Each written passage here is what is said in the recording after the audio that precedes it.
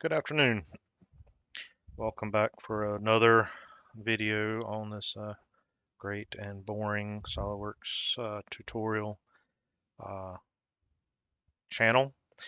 We've called it Hey Acre because it seems like that's how most questions seem to come at me is, Hey Acre, how do I, and XYZ question comes out. So the latest question was, what if I was not fully aware of my part naming or part numbering scheme when I started the project, but now I have part numbers. Or maybe you are picking up an old project, need to open it, save a copy of it with new part numbers, and recycle some stuff, right? We do that a lot. So um, I threw together a few pieces here, just playing around. Now, given it's only three pieces, but it's enough for me to show you how to use the Pack and Go tool. Okay, this one's a SolidWorks specific tool. It's extremely handy. Um, and so instead of going through and struggling with a bunch of save as stuff and making sure that you get everything as a save as a copy and all that good stuff, we'll go in and we'll do instead we'll go to our file menu and we will go and use the Pack and Go. Okay, so remember File, Pack and Go, and you get this nice dialog box that comes up. And here is all the parts and assemblies. Okay, you've got the options to turn on other things. Okay, by default, I always turn on drawings, and if I've got toolbox components, it's nice to take those with me. You can even, this is fairly new. You can even save to a previous version in case you're going to work on a computer that doesn't have the latest. You can save it down. You can get your appearances. You can get decals. You can get simulation results. Okay, most of the time we don't need that stuff. Okay. Um, I'm not worried about saving down. And so that's enough for me. Okay. That's got everything. Now, the real value here for a lot of people is being able to name their files.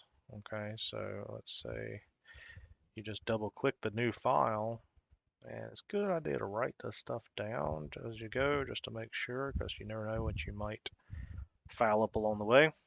But go in here and say, you know what, this new project is project 234, and this is still going to be a subassembly, so I'll just leave it as a 2, click OK, and I just need to go through, and you can even do a select and replace.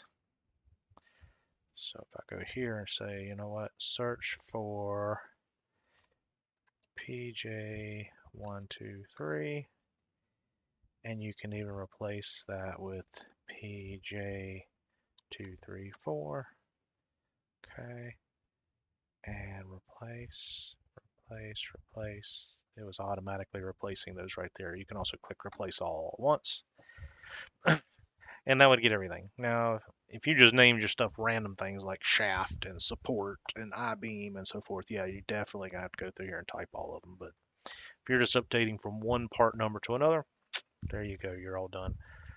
You could even rename these parts if you want to, since you're saving them into a new folder. You could just say this is a, uh, flat washer. Done. Okay. You can name this exit cap screw. All right. Done. You can browse and select a new folder if you wanted to, or you can create a new folder. You can even select and make it a zip file. And then you've got everything in one place. You see you got more options here. Okay. And we can select save. All right.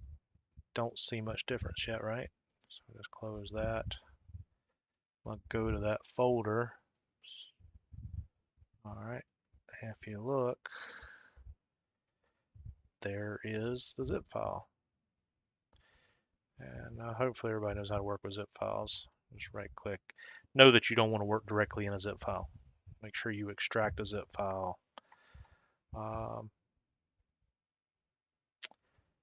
And let's see, I can change that. Apparently I didn't do that over there. Okay, extract. All right, and then you've got everything right there. Okay, flat washer, hex head cap screw, the assembly, and you can now work in here. Go back over here, delete that zip file. If you need a zip file again later, you can you can go through the motions again, or you can just zip this folder. Okay. Hopefully that was helpful in understanding how to use the pack and go tool. Got anything else I can help you with? Let me know. Otherwise, hope you'll have a great day.